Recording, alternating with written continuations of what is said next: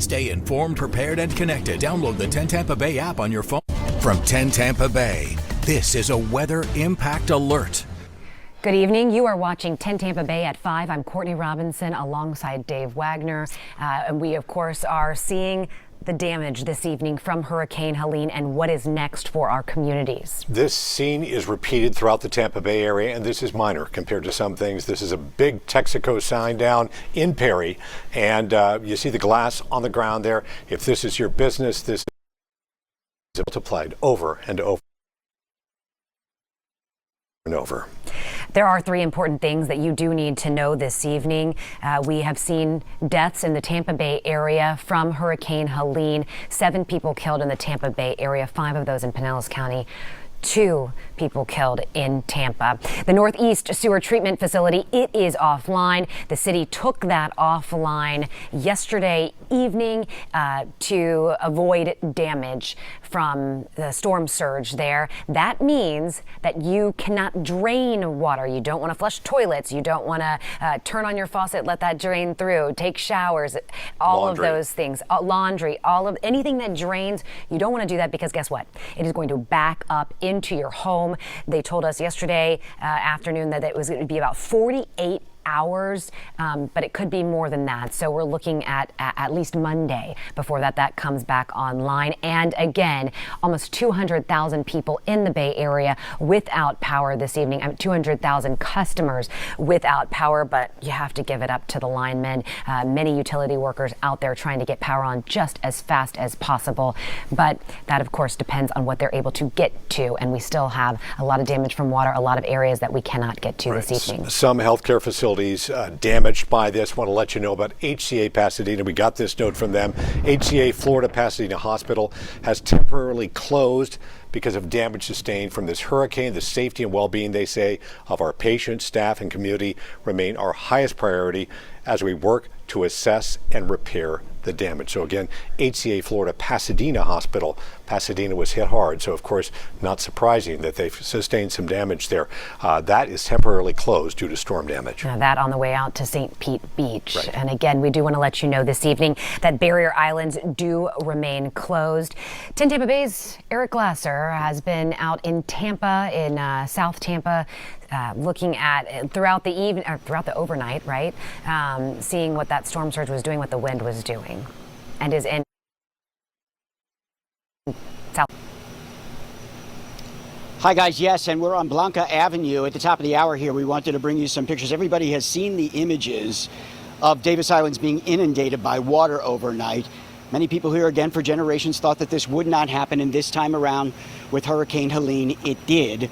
5 to 8 foot storm surge overtaking many homes throughout the area. You can see it looks like a garage sale with couches, furniture, games, people's belongings, rugs, carpeting, everything out in the front yard, as they will have a tremendous amount of work to do here.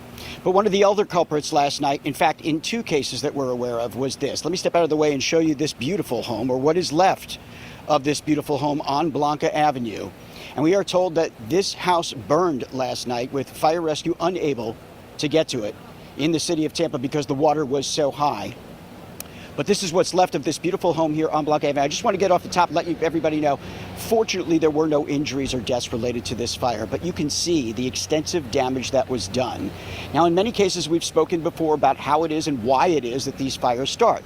In the past, the vast majority of fires had started when there was some sort of saltwater intrusion. The power had been shut off. The salt water got to the power supply in the house. And then when the electricity came back on, that created a surge, which started a fire. In this case, fire rescue investigators are looking very strongly into the possibility that inside the garage of that house was parked a Tesla. We've heard about this more recently now, that those lithium-ion batteries inside cars, along with salt water, simply does not mix, and that is very well what might have been the culprit in this case, starting this fire. Mayor Jen Castor was up in the helicopter earlier today. She told us that she had seen this house from the air, took a look down in it, and she believes that might have also been the culprit. I can tell you that there is another house where this same thing sort of happened. Somebody shared this image with me. I want to show it to you if I can. This is video of another Tesla on fire in front of another home. That's just a couple of blocks away from here on Geneva Avenue. And you can see that car on fire in front of the house right there. It's certainly starting the discussion in areas like this that are prone to flooding about precautions that might have to be taken in the future when it comes to having these sorts of cars with these large lithium batteries, and then also having it near the water. Fire Rescue has talked to us about this for some time, some of the challenges and the new methods that they've had to use to deal with fires in vehicles like this. But when you see this sort of devastation behind me and the result of what they believe that might have been, it's understandable why that conversation is now being. Eric Glasser, 10 Tampa Bay. All right, Eric, thank you so much. It is important that we mention that if you have an electric vehicle, if you sustained flooding from storm surge, that you do not start that electric vehicle and that you need to go ahead and make sure that you have it towed immediately. Do not start that. Call, set it up to be towed, get it out of your home, get it away from your home, because once that starts, that fire burns. It burns very, very hot, and it is very difficult for firefighters to get to those lithium-ion batteries and put those out, and oftentimes they can reignite as well. Hurricane Helene, non-discriminating, of course, hit million-dollar homes, hit more modest homes as well. Let's go to 10 Tampa Bay's Hannah Dean. She is in Hernando County this evening. Hannah, give us an update from there. Well, Dave, we are in Hernando Beach, where the impacts of storm surge from Hurricane Helene were absolutely devastating. We're in a part of Hernando Beach on Gulf Wind Circle that might have been hit the hardest based on what we've seen while driving around today. Everyone in this neighborhood is out right now cleaning up what they can. And we can even turn around here to show that these neighbors are far from alone. This is the scene that we're seeing as we're moving around this entire neighborhood. This gray-blue home over here, you can see that the rushing water pushed in the front of this house, that wall.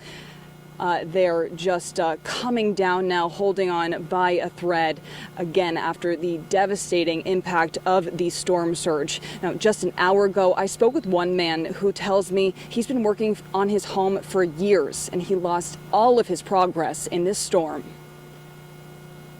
Yeah, this is round two. Last year we went through Adelia. It wasn't nearly as bad as this. I only had 12 to 18 inches last year, so nothing compared to this. I think I've lost everything this time.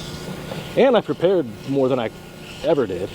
But that surge came in so fast, and it pushed in my garage door. I got pictures. Everything went through the house, out the back. So I pretty much lost everything I've done. They still have no power in this area, and it's unclear when power will come back on. A long road to recovery in Hernando Beach. In Hernando County, Hannah Deneen, 10 Tampa Bay. Hannah, thank you very much. The Florida National Guard, we heard from Governor DeSantis earlier today saying that 3,900 guardsmen have been activated to support search and rescue missions, to support a number of missions that are happening in our local counties. And one of those is actually a distribution mission that is happening in Hernando County as well. So we have our National Guardsmen there up and down the Gulf Coast of Florida. All right. Well, we're standing by for a news conference from Pinellas County. They're going to update us on the situation there. We know Pinellas County very hard hit. We're going to take a break. Back with more of our continued. 10 Tampa Bay closed captioning is sponsored by Morgan & Morgan, America's largest injury law firm. 10 Tampa Bay is sponsored by Integrity Home Solutions, where details matter.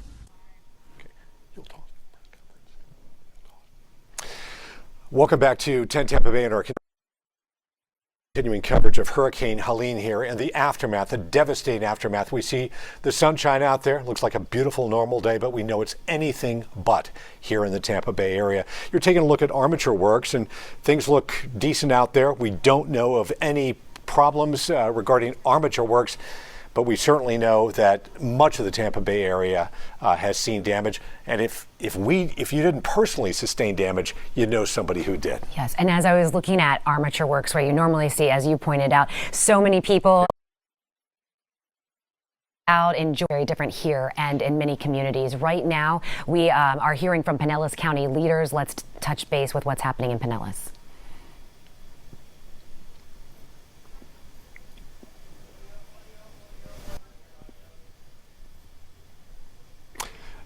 We're having a little bit of audio issues, but Pinellas County updating us. We've heard throughout the day from Pinellas County leaders. Pinellas County, those communities, when we talk about, specifically in St. Pete too, Shore Acres, Snell Isle, Venetian Isles, all of those communities hit so hard with that storm surge. And then also, we are working to correct that audio, make sure we get audio from the that news conference there. We are trying to, again, let's check in with them. Verde, Pinellas County Utilities.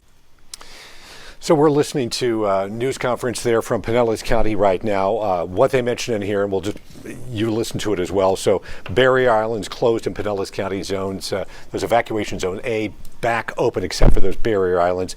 Issues with some of the water. We will make sure you get that information. We'll recap that here shortly. Also issues with some fire hydrants without water available to them. So that's a concern. We've seen fires, so obviously that is a concern for them as well. They're working to repair those broken pipes, various things. Hundreds of broken pipes. We do want to check in right now with meteorologist Colleen Campbell. Colleen, where is Helene now? What is the surge that we've seen? Yeah, Courtney, Helene is currently located just outside of Louisville, Kentucky, about 50 miles or so last I checked. Surge levels, we have broken records in several areas. You see them here. We broke those records hours ago yesterday. We're waiting for the finalized numbers. Of course, these are pretty close to final, but we have to get that final report in. But you can see some of these records breaking by 2 feet at least. And some of these records go back to the 80s. Look at that, St. Pete, that record back in 1985. We also had very impressive wind reports. Cedar Key clocking in a wind at 84 miles per hour. And again, that was as Helene was making landfall. Right now, Helene is post-tropical. It's moving at a speed of 35 miles per hour, wind speeds of 35 miles per hour, moving 17 miles per hour. So it is as it across our area and is 50 miles southeast of Louisville, Kentucky. It does continue to bring bands of heavy rain. Flash flooding is an issue, will be an issue for some of those areas along the Appalachia. Also the Ohio Valley, Tennessee Valley, because Helene is still a pretty big storm as a post-tropical system, bringing a lot of rain and the flash flooding risk to these areas. Of course, they don't have the surge because they're inland locations, but they will have that rain that can lead to flooding, especially for those areas that have been so dry and sitting in a drought, like places like West Virginia, portions of Ohio. As we look at the Atlantic names, Helene, Isaac, Joyce, these two formed while we were busy with Helene. Thankfully, they are bringing no impacts to Florida at this time. Helene clocking in that Category 4 status, and it likely will be a retired storm. They retire those storms to honor the lives lost and the devastation and the destruction. Of course, we will have more updates on Helene and what to expect over the next few hours. Don't miss Tampa Bay's largest boat show this weekend at the Florida State Fairgrounds. 5 to 8 storm surge for Tampa. It's been years since we've seen anything like that. What we're seeing this morning, people whose lives are upended. That's all you're thinking about, what's the damage is going to be done. There's water in places that they've never seen water on Davis Island. We'll continue to keep you informed, prepared, and connected on 10 Tampa Bay Plus as the cleanup begins and we come together. These guys, all heroes out here for sure. Watch 10 Tampa Bay for continuing coverage. 10 Tampa Bay is sponsored by Morgan & Morgan, America's largest injury law firm. All right, we're looking at this video right now from St. Petersburg, and we know that this does not represent the kind of destruction, the damage, the heartache that this community has suffered over the past 24 hours. This is a live look. We have some clouds off in the distance, but boy, did we get hit hard around here, and we're all sort of reeling. This appears to be Clearwater Beach right here, but Memorial Causeway, okay? And just a really tough time for the barrier islands that are now closed to the public. And hearing from so many people who said, I won't stay for another hurricane. I'm going to evacuate. I've never seen this amount of water in all the years that I've lived here. There are things that were happening this weekend. Again, there were a lot of sports games that were set up, and we're getting an update on those. You're going to see some of the damage as well and some of the impact here as we run through these things. The Lightning game, they were supposed to play the Nashville Predators. Stammers return to Tampa Bay. That has been rescheduled for October 7th. And the Lightning Foundation also announcing that that they will donate $2 million to hurricane relief efforts in Florida. All right, the FSU game postponed against Clemson. That's postponed to tomorrow at 6 p.m. All right, tomorrow at 6 p.m. And the Rowdies game that was supposed to be tomorrow, they were supposed to play the Hartford Athletic. That Saturday match has been postponed. They have not announced a new date for that. And the Bucks, they play Philadelphia this weekend. I believe that's at Raymond James. So we'll keep you posted as we learn more. News conference coming up in the next 5 minutes or so from City of St. Petersburg officials. We are monitoring that. We'll try to bring that to you live just as soon as that happens. We're back with more of our coverage in just a moment. Every year we handle thousands of cases, but the one that matters most to us is the one that matters most to you. Yours, Farah and Farah. Great things are happening in Tampa Bay. Meet the heroes who are changing lives and communities. Watch beautiful people every Thursday morning. Sponsored by Advent Health, helping the communities we serve to feel whole. From 10 Tampa Bay, this is a Weather Impact Alert. And welcome to 10 Tampa Bay at 5:30. I'm Dave Wagner along with Courtney Robinson here. 24 hours ago, we were watching this storm sort of roll into the area, not really knowing the devastation that we're going to see. The light of day has shown that. We've seen the heartache. We've seen the damage. It's going to be a long time before we recover from this. And right now, we're getting an update from our St. Pete leaders, from Mayor Ken Welch. Let's listen in. Call 727. Ken Welch, the City of St. Petersburg there. I've never been so joyful about a sewage treatment plant coming back online in my life. Right. But I'm so grateful for that. I'm so grateful for all the hard work that we've seen from those workers there in trying to restore this. They shut it down proactively so it wouldn't be damaged. We thought it was going to be about 48 hours. They've surprised us here, saying that after midnight tonight, you can resume taking showers, using your toilets, running water, into the drains there. So we're very grateful for that. That affects about 70,000 people in the city of St. Petersburg. Affects our television station. It's one of the reasons we're at a remote studio right now. A lot of customers. We're talking about businesses. There were schools, homeowners, of course. That drinking water never impacted. You can still drink that water. But those of you 30th Avenue North, east of 275 Haynes Road, you are good to go come midnight tonight to resume flushing your water, taking your showers, doing your laundry. But it is, something that we should all kind of heed as well, because we did hear from Pinellas County as they talked about the hundreds of broken pipes that they have, many buried under sand. So after 8 o'clock tonight, that's going to dip down. I think we have the mayor again. Ballpark, but it's a large number. Okay. On the tank being restored, I know that before it was going to be 48 hours, now it's 24. It'll be up back on tonight. What is that? I'll let Claude. Okay, he's taking questions right there. But there are some important things we want to emphasize right here. 3 things that you should definitely know about here. At least 7 people were killed here in the Tampa Bay area, 5 in Pinellas County that we know about, and 2 in Hillsborough County. 1 person last night tragically died on I-4 when their car was hit by a sign. Also, evacuation orders, Citrus, Hernando, Manatee, Pasco, Pinellas, and Sarasota.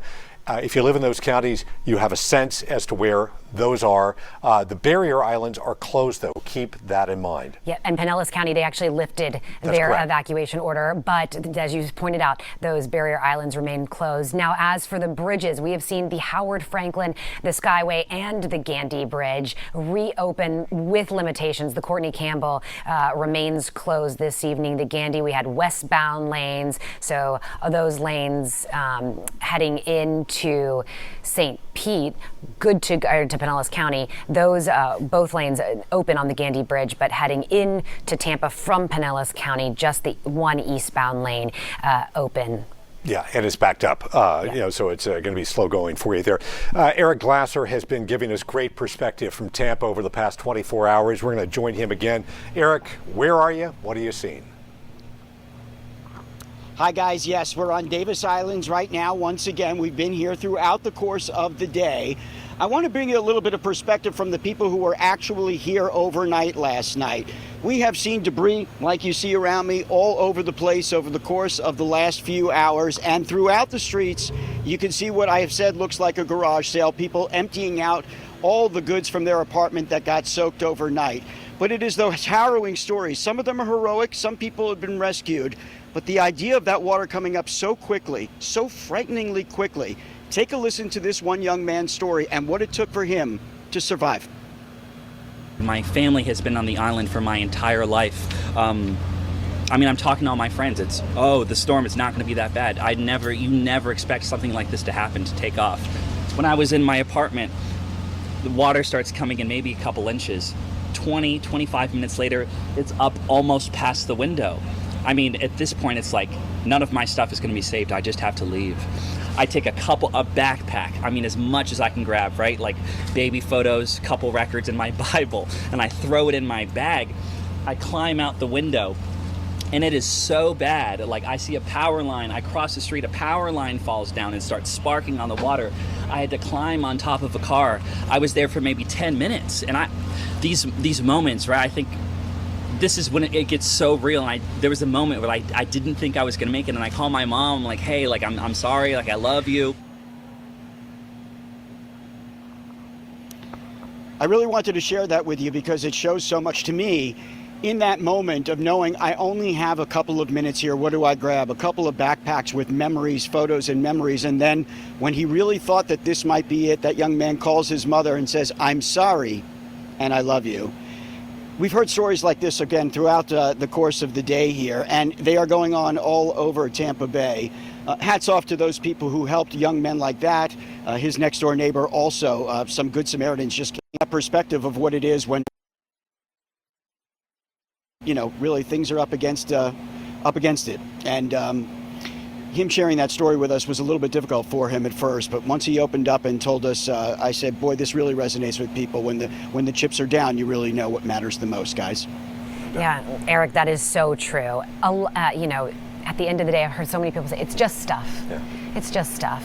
But your lives, you can't replace those. A lot of folks did evacuate, though, Eric, on Davis Islands, and many of them, have they been returning to see what is left for the first time? Yes, there were people who stayed and people who, as you mentioned, are coming back now. And as I said, the Davis Islands looks like just one huge garage sale. As you drive up Davis Boulevard, it's hard to find a place that hasn't been impacted by the water here, by the surge. There is furniture outside, there are belongings outside, children's toys. And I must say, we brought you at the top of the hour the danger of fire along with mixing those lithium-ion batteries. I've seen lots of scooters and other things that have lithium-ion batteries sitting at the curbside now, people getting rid of those. So it's been a difficult day for people to come back to an area like this, again, that they thought would just never go underwater with the history of Davis Islands in evacuation zone A, knowing that it's sitting right in an area where it could be inundated by water. And throughout the years, it just didn't happen. Now it's happened, and people have a very different perspective, guys. Yeah, we definitely have a perspective. I know those folks who were down, went through Hurricane Ian, same thing. They would never stay again. I think people are certainly thinking about their future here and the impact that this is. 10 Tampa Bay Closed Captioning is sponsored by Morgan & Morgan, America's largest injury law firm. Good evening to you. You're watching 10 Tampa Bay. You are taking a live look right now at downtown Tampa. Almost looks exactly how we show you every evening. A picture of downtown Tampa, the sun shining, you've got the nice blue skies, but of course on the ground things look much different. You're looking at Davis Islands right there. We just spoke with Eric Glasser. A lot of water and impacting a lot of different homes there. And then also on the west side of South Tampa, that West Shore corridor, so many homes, even Manhattan West, just looking much, much different this evening. A lot of people lost a lot of stuff. Yeah, and to our north in Hernando County, a lot of damage there as well. Hannah Deneen joins us live. Hannah, what are you seeing there? Well, Dave, in Hernando Beach, waiting impact of storm surge from Hurricane Helene. Now we are on Gulf Wind Circle, and this scene behind me paints a picture of what that storm surge did last night. As it rose, it was not only moving furniture, but cars around this neighborhood. It pushed this car into the water and then just ahead. It pulled that car underwater as well. It's nearly completely submerged. And then over here on your right, Rob, we can even show them what it did to this green pontoon boat, pushing that up onto someone's lawn. And this is characteristic of what we're seeing across this entire neighborhood. Now, last half hour, I introduced you to one man who lives in this area, Bobby Borgman, who lost everything in this storm. He's a fire captain with Pasco County, and he says today he was moved when all of his fellow firefighters showed up for him to help him clean up. They just showed up. They showed up. That's what we do. So and once we're done here, we'll move our way around and help others. So I put something out, you know, I need help, but we're almost done getting everything out and rinsed off. So once we're done, we'll help everybody. Down in his car is in the garage next to the neighbor.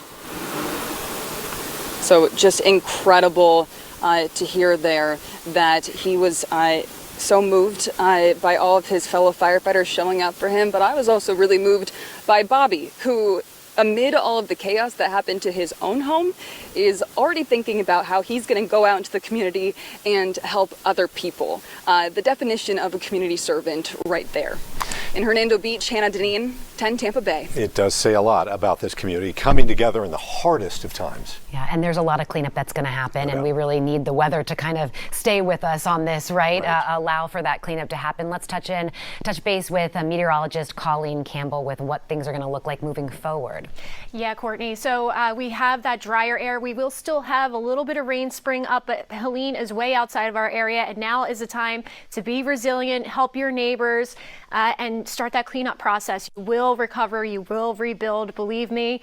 I saw amazing things happen with Ian afterwards, and we will get through this. Post-tropical Helene, it is still bringing a lot of rain, heavy rainfall across portions of the Appalachia and also the Ohio Valley. You see it's still a very large system, even though it is post-tropical, and they will have some flooding concerns out that way. Bobby, I'm going to see if you could, okay, there it goes. Our graphics keep getting stuck, but that's okay. Satellite and radar locally, we just have a couple clouds that we're working with, nice and dry. Now we could squeeze out another shower as we finish off the weekend, a couple of showers, but it's certainly going to be much drier, welcomed weather to get us through this process and continue that cleanup. We're just getting started here. Okay, so conditions right now, we have some mid 80s, upper 80s. It is very humid outside. Please make sure you're paying attention. And I know it's very hard to find those fresh water resources. Make sure you're hydrating. During that cleanup process, it's very difficult, and sometimes you put yourself last. Your life is the most important thing. Everything else can be replaced. And when it's this humid out, you're trying to clean up, trying to get the day going, you really want to make sure you just take it easy, take frequent breaks, and help each other out. Wind gusts, winds are way down from what we've seen. Still a little breezy out there coming in from the southwest. As we walk through Futurecast here, you will see a couple showers spring up.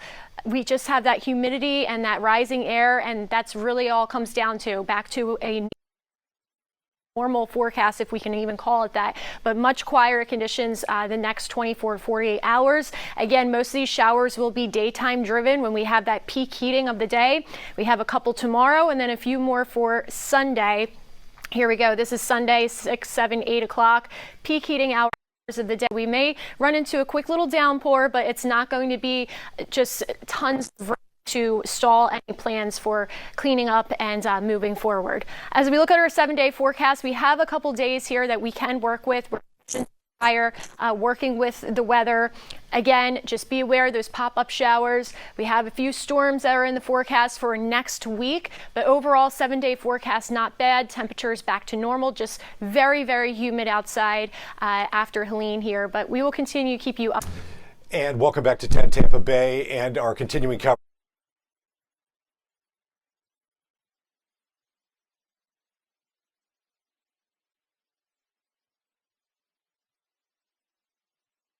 This area more than a century. No, a lot of water, a lot of cleanup happening this evening. David Shealy is live for us this evening in Tarpon Springs. David, the businesses there, we heard last night around 10 o'clock last night from a business owner, and he was saying, I've never seen this amount of water, and now we talk about how we need to come together and help these businesses. We need to patronize these businesses. Yeah, absolutely. You're right, because for them today is about assessing the damage, salvaging whatever they can, repair, and then eventually rebuild. How long that process is going to take, they don't know. They're still a little bit in shock as to how high the water's got, and the fact that 4 or 5 feet of water got inside their businesses. Over my left shoulder, you can probably see employees still working on the merchandise that got soaked inside of their store. We saw them earlier today wringing out shirts, just trying to hang them up to dry because a lot of their material was underwater. We spoke to a manager of one of the other stores around here, and he really just told us there's a process to all of this, and he's just going to try to figure out how everything's going to work in terms of repairing. So it's all just recovery. I mean, we had 4-foot water, up to 4 feet up here. You have floating dumpsters down the road, kayaks too, dumpsters and all that. So we have sponges, kept us a little bit safe, but we're just cleaning up and getting everything all tidied up. Talk about the sponges. And I want to mention that what happened here is not because of a lack of preparation. The businesses here were prepared. They had sandbags in front of the doors. They had boards in front of their windows. Some of them even used metal barriers. The issue is they underestimated how high the water was actually going to be. They were anticipating maybe 2, maybe 3 feet. They were getting 4, 5, and 6 feet of water. So they are genuinely shocked and a little bit discouraged and brokenhearted because some of these businesses mean so much to them, and they've been here for such a long time. Some of them took over from their family members. And we also spoke to another group of owners who just opened up their restaurant on this boulevard, and overnight that restaurant that just opened up maybe a week or 2 ago has been destroyed overnight. Just knowing where you were standing, less than 15 hours ago with all of that water behind you, David, and speaking with these people and seeing it now and all the work that has to be done, just a lot, David. Thank you so much. And, we have to keep that in mind, right? That there are all these businesses in all of these communities that are going to need our help. There are a lot of workers who are also going to need our help, and we need to make sure that we're there. Yeah, I love how they sort of take it in stride and say it with such measured, amazing ways. This community's been there a long time. It's going to be there a long time in the future, and we will all try our best to support them. Let's take a look at the airports right now, because this is an area there for a period of time operations were really affected, but now Tampa International Airport as well as St. Pete Clearwater Airport, all operations are in effect right now, but they do underscore to definitely check with your airline because, as you know, flights can be affected for a variety of reasons. But right now, we are told that Tampa International Airport and St. Pete Clearwater Airport, they are open and operating, so hopefully they are back on track at this hour. Yeah, a lot of people left our area when they did evacuate. They, flying home to where they needed to, or flying to friends where they needed to be. But we do, we always talk with Bobby. You don't have to leave the state. You can just go a few miles inland when we're trying to get away from that water. We also, there's a lot of you who are, in need of contractors. There's a lot of water damage to your homes. We want to make sure that you are aware of this hotline that the state has set up. You can see that right here. This is also the price gouging hotline that we often talk about when you see, hotel rooms that are going to cost more if you need to be in a hotel room now, water, food, fuel, and right now, lumber as well. You can report any of this to the state. That number 866-9 no scam. Yeah, I heard from a nephew of mine who is an attorney. He said, do not sign anything at all. Yeah, just be very careful. These unscrupulous contractors, they are coming in from all areas right now. They don't have your best interest. There are some just terrific ones. And if you know who you're dealing with, great, terrific. Also keep in mind, some insurance companies require you to contact them and even use some of their own contractors. So that's something to keep in mind before you start work expecting to be reimbursed. So check with your insurance company. Make sure that you're dealing with a contractor who is reputable. If not, make sure you call this line to check them out. That's very important. Tampa General Hospital, we know that they invested a lot of money in putting up what's called an aqua fence. There you see them installing it here. It appears to have held. which is just a terrific thing. This is a huge hospital, the biggest hospital in Tampa right here, and it's right on the water, and it seems to have held. The parking garage, on the other hand, the first floor was inundated with water. There was at least one car that we saw last night. I think it was a pickup truck that appeared to have been damaged and probably totaled. But grateful for Tampa General Hospital and all those folks who were able to keep that operation open. They obviously have a generator there, as do most facilities, but not all facilities like that Pasadena HCA hospital. They are temporarily closed right now, so not all these hospitals fared that well. Some of them sustained really serious damage, but Tampa General Hospital, amazingly, was able to really get by practically unscathed. And TGH was busy. We heard Eric Glasser last night telling us overnight a lot of activity was happening over there. So they were still working, making sure that our community was safe, that those in need were able to get the assistance that they needed. And that such a novel idea. And I remember kind of when they were first putting that in going, how is this going to work? But we saw it in action last night, taking that one camera. And I said, is that the aqua fence? It's remarkable. I wish we all had it, and I know everybody else wishes they had it. So listen, we're going to continue our coverage here of Hurricane Helene, the devastation that is caused in our area. You're looking live right now at one of our beach fronts. That's just a little bit of the mess. Hey, man.